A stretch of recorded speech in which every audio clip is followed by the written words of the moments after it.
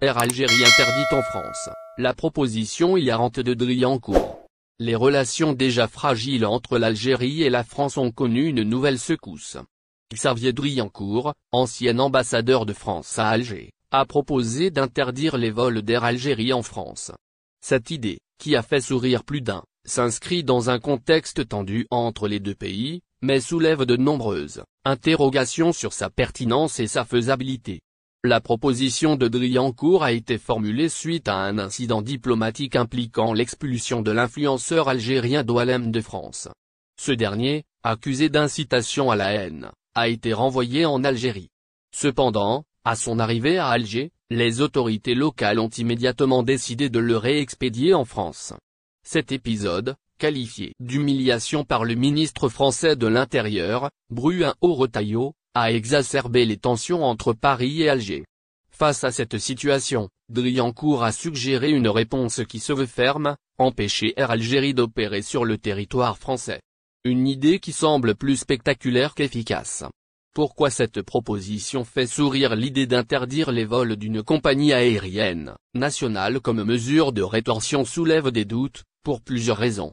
Des répercussions économiques pour les deux pays. Air Algérie transporte chaque année des milliers de passagers entre l'Algérie et la France, en majorité des membres de la diaspora algérienne.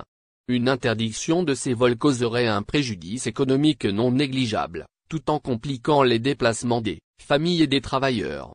Une escalade prévisible, Driancourt admet lui-même que l'Algérie pourrait répliquer en interdisant Air France sur son territoire, en réponse à l'interdiction d'Air Algérie.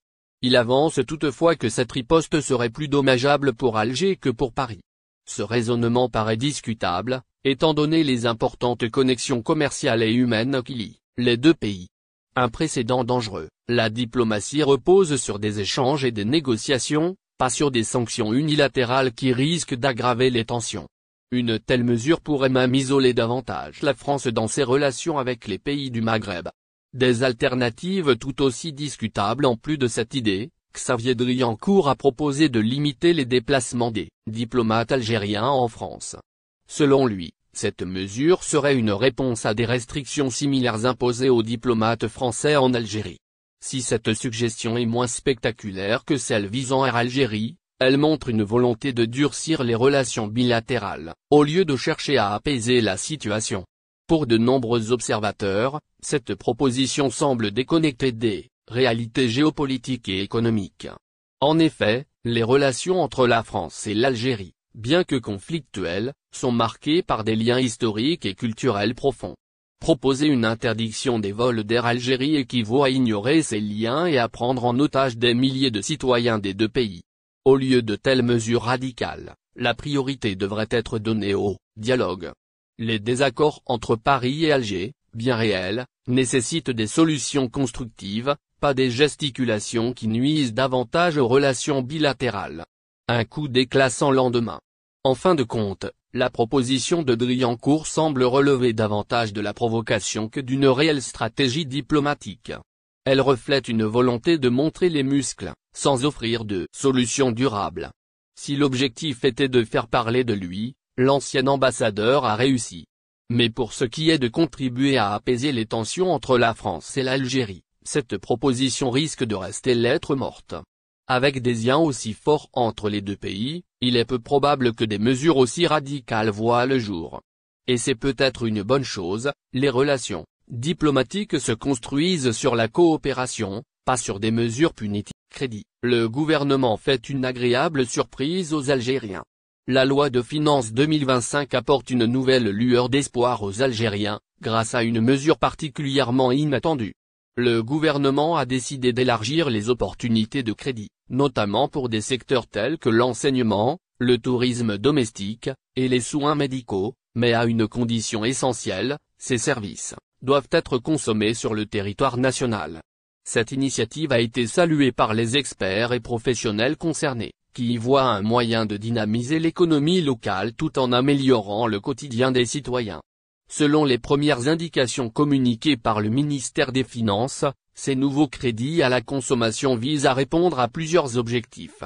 Tout d'abord, ils entendent stimuler le pouvoir d'achat des ménages algériens, une préoccupation constante dans le contexte économique actuel.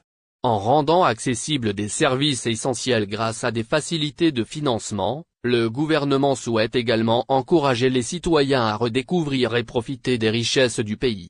Un professionnel du tourisme interrogé par une chaîne de télévision privée a souligné que cette décision pourrait révolutionner le secteur. Les crédits dédiés au tourisme domestique permettront aux Algériens de visiter et mieux connaître leur pays. Cela ouvrira la voie à une nouvelle dynamique touristique, surtout dans des régions encore peu explorées mais riches en potentiel, a-t-il déclaré. Les experts espèrent que cette mesure attirera également des investissements dans les infrastructures touristiques, favorisant ainsi une croissance durable. En ce qui concerne les soins médicaux, cette initiative se présente comme une réponse aux besoins pressants des citoyens en matière de santé. Les crédits pour financer des interventions chirurgicales, des traitements spécialisés ou encore des séjours en centre de rééducation pourraient transformer le quotidien de nombreuses familles. Ces mesures visent à réduire le fardeau financier souvent associé aux soins médicaux tout en garantissant un accès élargi aux services de santé sur le territoire national. Le gouvernement semble également vouloir encourager une forme de patriotisme économique. En limitant l'utilisation de ces crédits à des services disponibles uniquement en Algérie, les autorités espèrent réduire les dépenses effectuées à l'étranger et réinjecter ces fonds dans l'économie locale.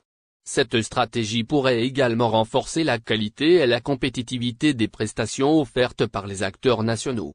L'impact potentiel de cette initiative dépasse largement les frontières des secteurs directement concernés.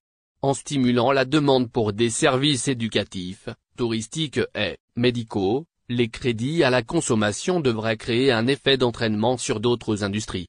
Par exemple, le tourisme domestique pourrait encourager le développement de l'hôtellerie, de la restauration, et des transports locaux, tandis que le secteur de l'éducation pourrait bénéficier d'une montée en compétences des professionnels et d'un meilleur accès aux technologies modernes. Les professionnels et les observateurs attendent désormais des précisions quant aux modalités de mise en œuvre. Quels seront les critères d'éligibilité pour accéder à ces crédits? Quelles seront les conditions de remboursement? Et surtout, quel sera l'impact réel sur le pouvoir d'achat des ménages et sur l'économie nationale? Les premières réponses à ces questions devraient être apportées lors de la publication des textes d'application de la loi de finances.